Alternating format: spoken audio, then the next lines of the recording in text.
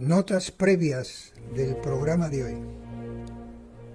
Para interpretar la realidad, el sentido de las palabras, las relaciones humanas, utilizar el mundo, comprender mejor la naturaleza del hombre, los cosmos, sentido de las cosas, lo mejor es hacerlo desde el interior.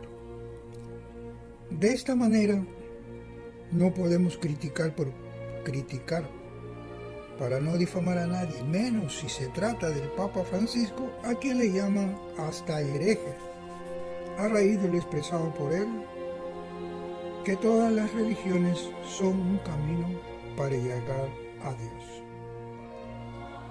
Vamos a entender en profundidad desde la espiritualidad lo que quiso decir. Para eso tenemos que ubicarnos dentro del contexto y la palabra de Dios. Además, hay que tener como recuerdo las palabras de Pablo, que nos dio a entender la diferencia del alma y el espíritu. Son cuerpo, alma y espíritu. Y la diferencia entre nuestra alma y nuestro espíritu consiste en lo siguiente. Alma, como vida interior, está en relación con tu propia experiencia, la experiencia de vida humana, tu mente, tu corazón, tu imaginación, tu propio psiquis, tus deseos, tus pasiones, tus sueños. En cambio, el espíritu, que también espíritu propio humano, que recibe toda la luz del Espíritu Santo, habla de la misma vida interior, pero esta vez en relación con Dios. O sea, tu fe, tu esperanza, tu amor, tu carácter y tu perseverancia. Eso te da una experiencia de vida espiritual.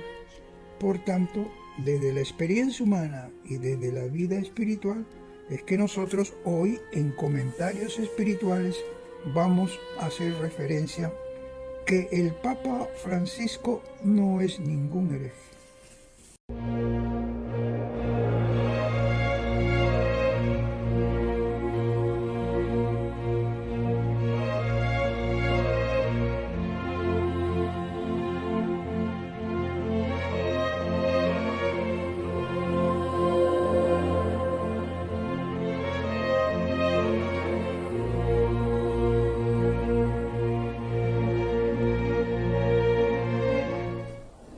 Buenas tardes, amigos, hermanos, laicos comprometidos, laicos de a pie y todos que podemos nosotros tener cierta autoridad para poder hablar desde el interior la palabra de Dios.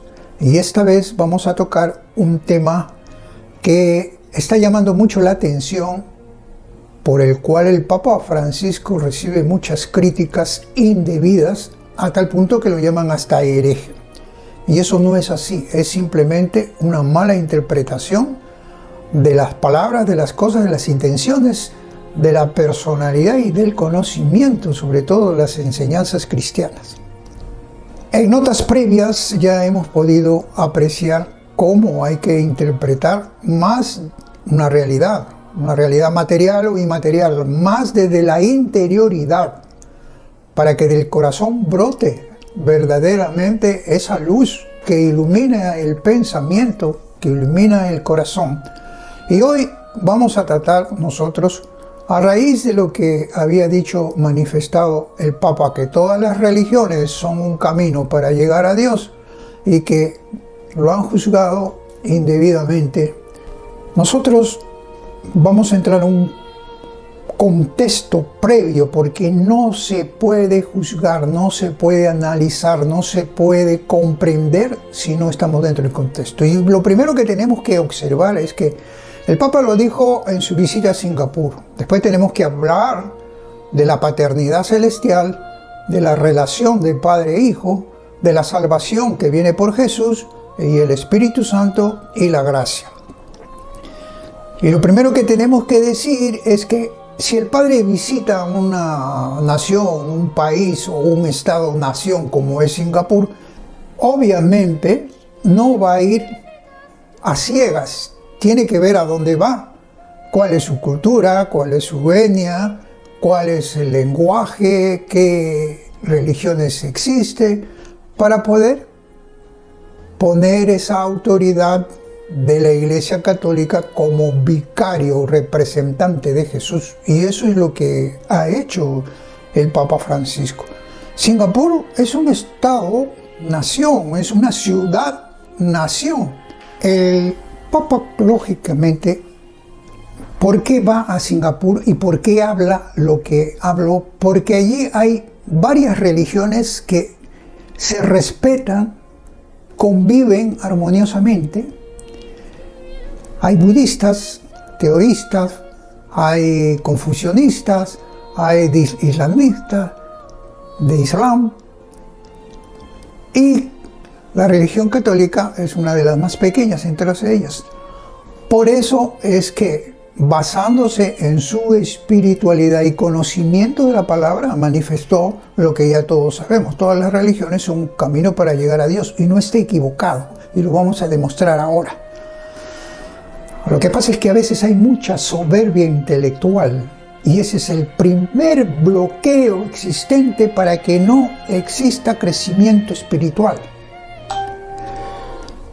Singapur, inclusive, está considerado, después de Londres, después de Hong Kong, e incluso New York, como la cuarta potencia de nodo financiero. O sea, los circuitos financieros donde se transfiere, se recibe, se informa y se manda a todas partes del mundo. Por eso lo ha hecho potencia. Y por la presencia de los chinos, que son muy trabajadores, han potencializado Singapur. Entonces es una realidad distinta. A ese punto fue el Papa. Y cuando el Papa se refiere a eso, está hablando de la paternidad celestial, porque siempre a través de la palabra de Dios se ha considerado eso. ¿Qué es lo que busca en las metáforas, en las simbologías, en la expresión que da la divinidad al ser humano, que es torpe y lento de entendimiento, para poder comprender de que la figura paternal celestial es para sus hijos, el amor del padre y el amor de los hijos a su padre? Entonces, desde el punto de vista de la familiaridad, de lo ideal, somos nosotros a imagen y semejanza en la función de padre cuando se refiere a lo que es la paternidad celestial. ¿Y eso cómo lo comprendemos? Por ejemplo, en Éxodo 4, 22, 23, usted recuerda cuando le dice a Moisés: anda, dile al faraón estas palabras: Israel es mi hijo, mi primogénito. Es la mentalidad para que nosotros entendamos: Padre es una autoridad, está por encima de todo. Y hasta en el mundo se habla así criollamente: ¿con quién estás? Con tu papá. ¿Quién soy yo? Papá. Tú eres mi hijo. Es decir, está mostrando una autoridad que conoce y sabe, y ese es Dios, Padre, Creador. Y no puede excluir a nadie. Todos estamos incluidos como Dios Padre. Entonces, a Moisés le dijo: dile, Israel es mi hijo, mi primogénito. Y si te niegas, yo daré muerte a tu hijo y a tu primogénito. ¿Qué está diciendo ahí Dios? Precisamente es esa relación de familiaridad de padre y nosotros como hijos a imagen y semejanzas, no solamente de la función de padre, porque también los padres en la tierra tenemos eso, sino por la imagen de gracia, que vamos a verlo después. Entonces, esa paternidad celestial es muy importante tenerlo en consideración. Siguiendo en el Antiguo Testamento, Isaías 63, 16, dice: tú eres nuestro Padre. Cosa que repiten Deuteronomio 32:6, pueblo loco e ignorante, ¿no es Él tu Padre que te creó? Sigue mostrando la función paternal celestial, y desde ese punto de vista, toda la estirpe de la humanidad ha sido por el Creador en la función de Padre Celestial. Todos somos sus hijos desde ese punto de vista. Otra cosa es la salvación, que vamos a ver. Inclusive Pablo en 1 de Corintios 8:6 nos dice: para nosotros hay un solo Dios, el Padre. Todo viene de Él y nosotros vamos hacia Él. Todo esto nos sigue dando otra tónica, y es la relación de padre-hijo. Jesús siempre lo ha dicho, y esto es para que desde la interioridad comencemos nosotros a encontrar la luz del Padre que nos da a través por la revelación de su Hijo en toda su palabra. Cuando Jesús dice: el que me ha visto a mí ha visto al Padre, ¿qué está diciendo? Todas las cosas me han sido entregadas por mi Padre. Eso es la identidad plena del Padre al Hijo y del Hijo al Padre. De tal manera que las religiones existentes, de todas maneras, al creer en el Padre, al considerar que hay un creador, una divinidad por encima de todo, eso ha sido hasta en el espacio histórico politeísta, panteísta, monoteísta, incluso Abraham no está con la religión islamista, no está con la religión judía, judaísta y con el cristianismo. Entonces estamos nosotros bajo ese propósito, bajo ese sentido interpretativo. Por eso dice, esa identidad plena del Padre al Hijo y del Hijo al Padre, que se ratifica cuando Felipe le dice a Jesús: muéstrame al Padre. ¿Y qué le dice Jesús? El que me ha visto a mí, ha visto al Padre. ¿Qué significa todo esto? En la interioridad, en la profundidad, ver al Padre es, hablando ya en todas las religiones, si hacen las cosas de comportamiento recto, de justicia, de conciencia pura y sobre todo de amor y servicio desinteresado, todos tenemos en nuestro corazón puestos esa enseñanza, todos, toda la humanidad. Y si en otras religiones ocurre eso, que hay personas que no conociendo a Cristo, sienten, actúan, se comportan como cristianos sin ser cristianos, es decir, como un Cristo que está actuando. Y ese Cristo que está actuando es el reflejo del Padre. El Padre refleja al Hijo. Y ellos no conociéndolo, pero sí conociendo al Padre. Entonces, cuando estuvo en Singapur, el Papa lo que quería es esa relación de vínculo con su pueblo y el vínculo con Dios de todas esas religiones existentes. Eso es la interreligiosidad, eso es lo que estaba buscando. Y por eso es que habló en un sentido para poder captar la emoción, la integridad de ser humano, de la criatura, para poder amar a un Padre que es Padre de todos nosotros desde ese punto de vista. Ahora, si bien es cierto la salvación viene por Jesús, es correcto. Nadie puede ir al Padre si no es por mí, decía Jesús. Y nosotros, incluyendo católicos, no nos vamos a salvar por nosotros mismos. Nos salvamos por los méritos de Jesús. ¿Y cómo puede ocurrir esto si hay muchos católicos que incluso han sido bautizados, pero no practican las enseñanzas cristianas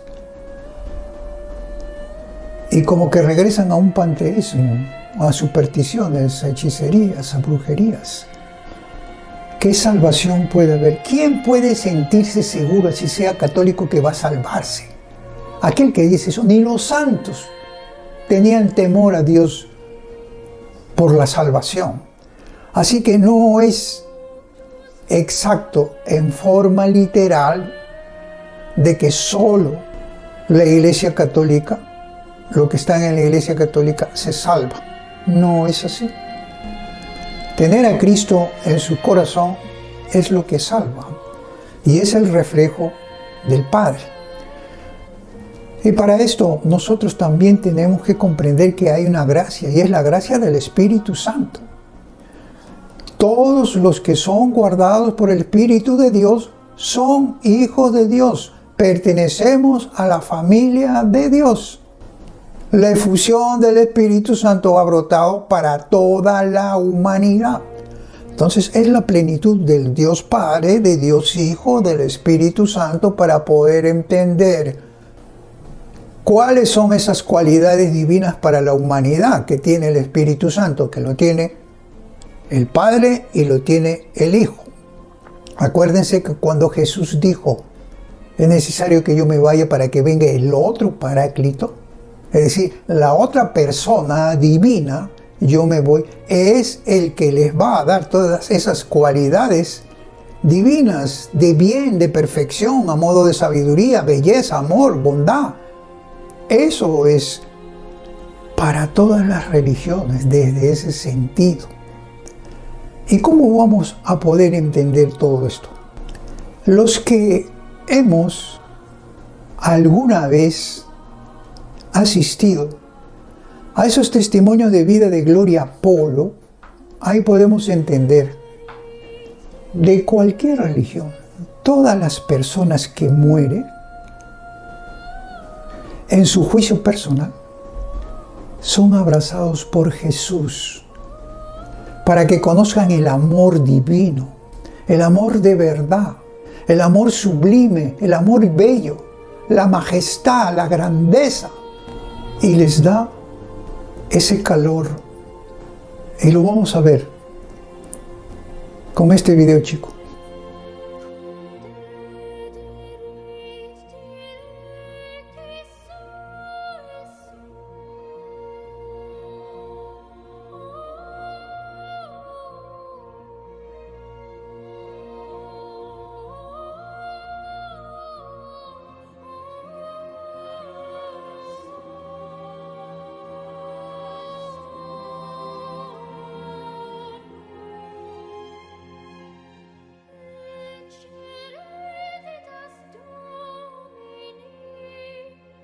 ¿Qué pasa ahí?